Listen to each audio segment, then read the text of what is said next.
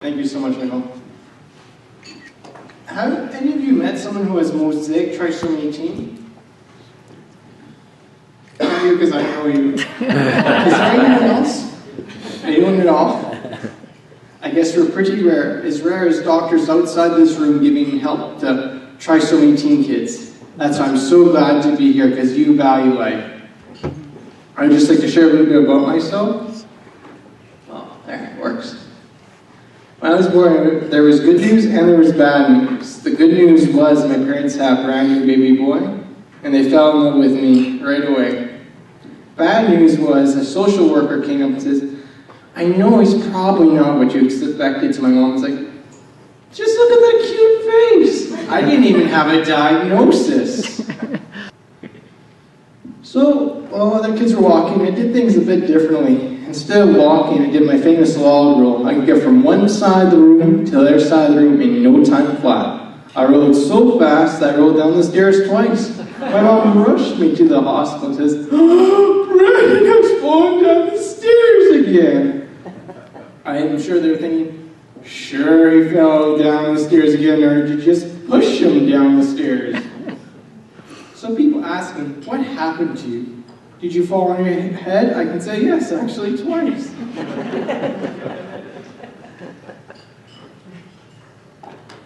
I wasn't meeting the normal milestones, so I was sent in for testing, and they discovered I had Mosaic Trisomy 18. 70% of my cells have an extra chromosome. And, well, everyone has their tests, so I was sent in for more testing. And they discovered I had ADD and I have a 15 IQ. So if I mess up today, I really do have a good excuse. And because of that, I was bullied. People used to say such things as, hey, retard, or you reject. I used to put a brave smile on my face and pretend it didn't hurt, but in fact, felt like my heart was about to burst. Thankfully, a good friend named Quentin Jennings changed my life around. Thank you, my friend. So how does this affect me? Well, if people talk too fast or give me too much information, and just see me just smiling, nodding my head, there are two possibilities. Number one, I really like what you're saying. Number two, I don't have a clue what you're talking about. My mom asked how my brain works, so I have a diagram to show you.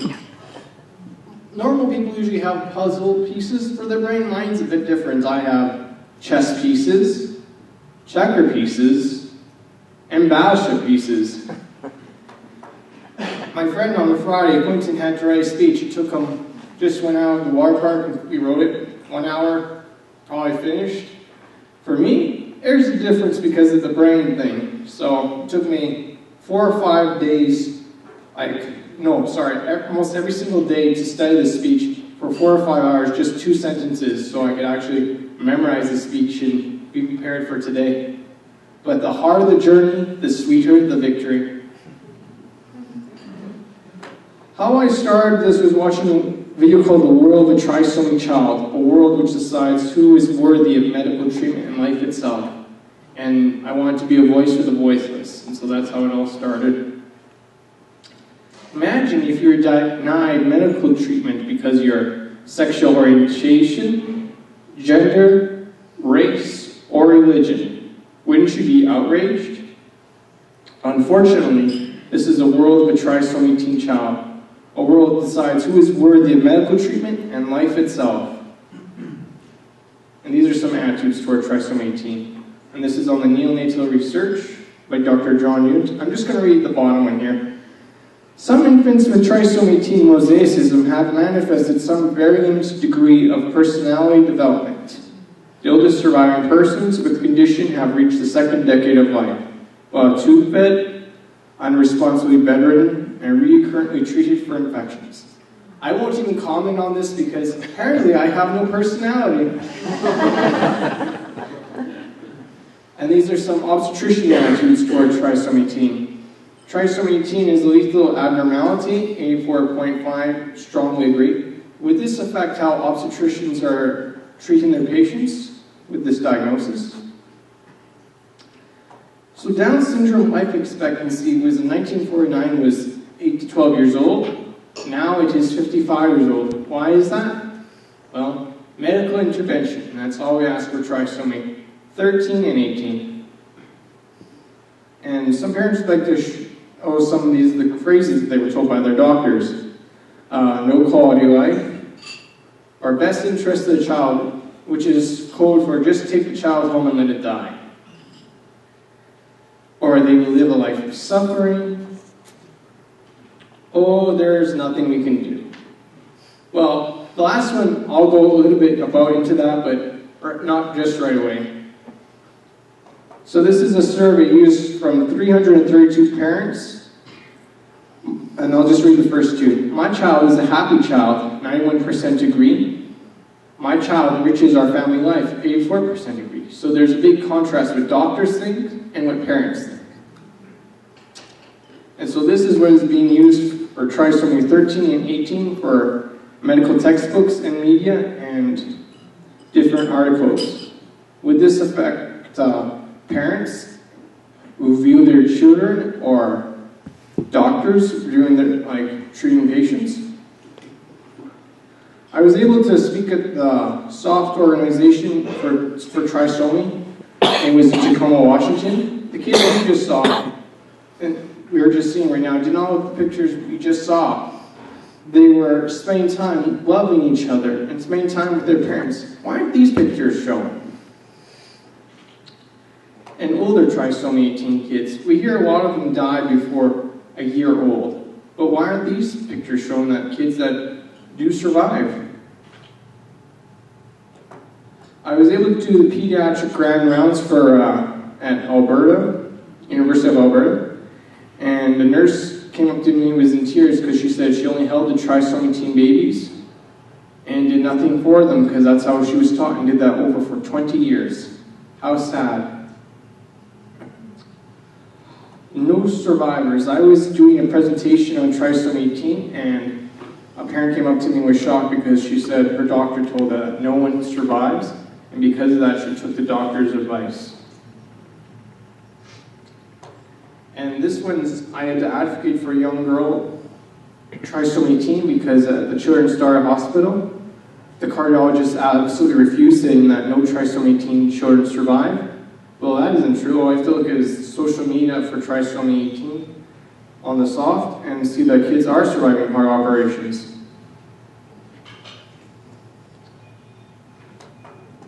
My mom, well, when I was young, we went to our geneticist, and my mom asked, I was 8 years old at the time, and she asked how she advised her, and she said, without blinking an eyelash, abortion.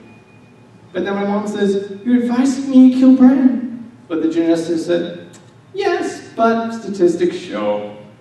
And I was right there in the room. I could truly feel the love from the medical community back then. Statistics are great. They might tell you what may happen, but not what will happen. An extra chromosome doesn't kill you. I'm living proof of that. I'm not a statistic. Iceland claims to be close to 100% Down syndrome free. That would also include trisomy 13 and 18. Yikes, I don't want to take a vacation there now. But unfortunately, it's happening there and around the world. Trisomy 18 is the second largest abnormality to Down syndrome. In the pictures I just showed you of the older trisomy 18 kids, not a single one of them was from Canada. Why is this? Where are all our trisomy 18 kids? In Canada, I believe I'm the only Mosaic Trisomy 18 kid. Why is this? I would just like to share one story about Sam, who is right here. What happened to my friend Sam here? It's about his daughter, Katya. She was diagnosed with trisomy 13, and they were going to be moved into a beautiful room. But when Sam got there, there was no O2 sat monitor. And he asked, where's the O2 sat monitor? They said, oh, it's a beautiful room. There's no O2 sat monitor, but isn't this a beautiful room? But Sam knew without an O2 sat monitor, Katya would have died. And they said she had no quality of life. Well, I got to meet Sam and actually got to drive his Porsche. And I was driving conscientiously, but, well, Sam wouldn't have that, so he floored it, and nearly gave me a heart attack. I still have the nightmares to this very day, Sam. But Kathy liked that. She liked that. And she would smile from ear to ear. Sam and Kathy had so many wonderful memories, but unfortunately, Kathy lived in a world that didn't value her life, and because of that, she died last October at 16 years old. Didn't Kathy have a valuable life? Just ask her dad and people all around the world she made a huge impact on. And these are some quotes about doctors. Your child is no longer my patient, only you are. Oh, I'm sorry, I don't feel comfortable treating your child, and he didn't, and the child died. Or let me make myself perfectly clear, I will not spend a single healthcare dollar on your child. Just let her go. She's just going to be an Air Miles kid between medical wards. And this is Ashley. She is Mosaic Trisomy teen. Start planning her funeral so that when she dies, you won't have to worry about planning and you can focus on other things. She is now 19, and she has her license and has graduated. And this is Vanessa, and she's 14 years old, and her heart repair at 2 months and diagnosed at 8 months. Had we known her diagnosis, we would not have operated on her. This is Deborah, and 47, and she has Mosaic Trisomy teen, and she was diagnosed at 35. What you look like is not who you are. Your genes tell us you are disabled. Because of that, she went through a tough time. And these are some doctors who have been helping us. She probably won't grow up to be the President of the United States. She might not live to be 70. But that doesn't mean she does not have a life to live.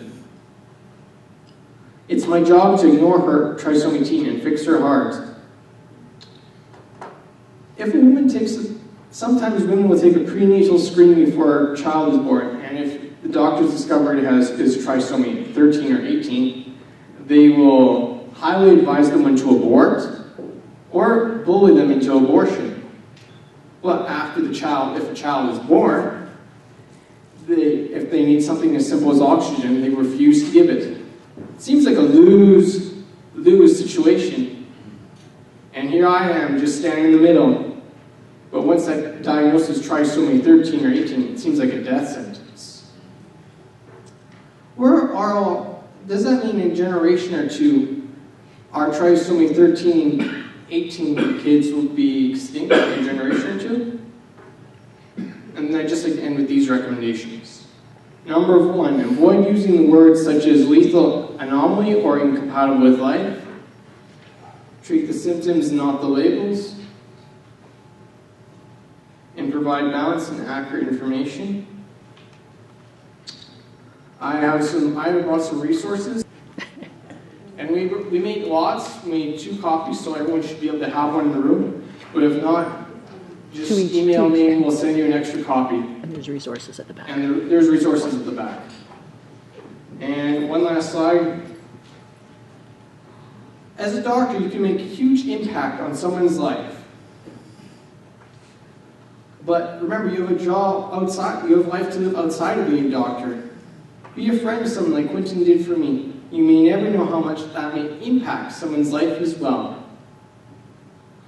On behalf of the trisomy community, I thank you for believing that all life is valuable, including those of us with an extra chromosome.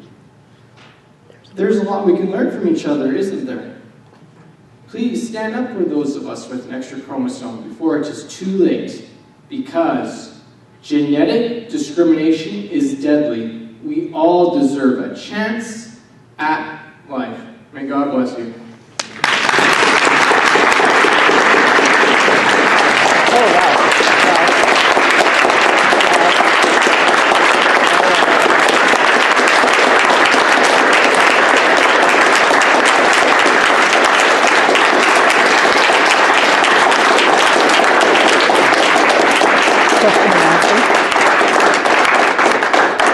Do you have any questions?